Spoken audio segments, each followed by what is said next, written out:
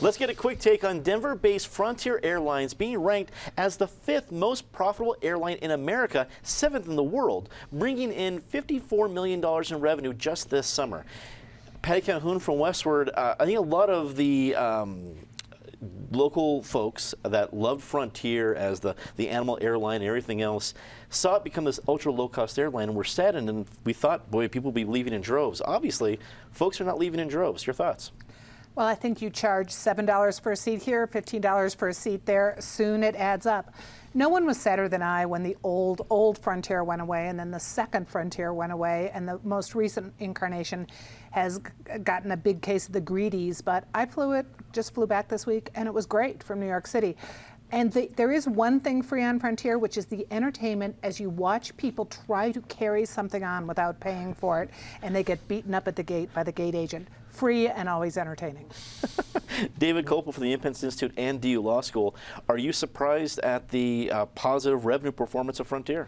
Absolutely, but it shows that in this diverse free market, there is a model for an airline to succeed with extremely hostile and angry personnel meeting you every step of the way, getting charged for everything. You know eventually they're going to put a credit card swipe on the bathroom door and it's going to be $5 to use that.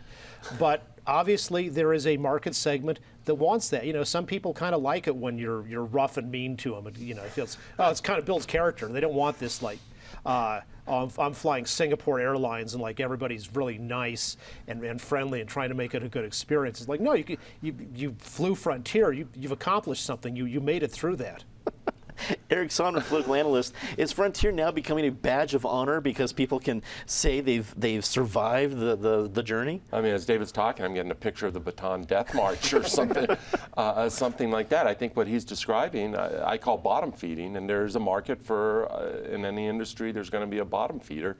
Unfortunately, that has become Frontier. They've come up with a revenue model that works. There's an inverse correlation between service and revenue here, and as service is withered, they've obviously been able to jack the revenues up. So I guess, you know, good for them if that's the game. Ben Gilt, political consultant, joins us again.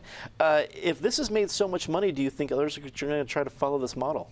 Well, they're following models that already existed. Their ownership group owns another ultra low-cost carrier, Spirit Airlines.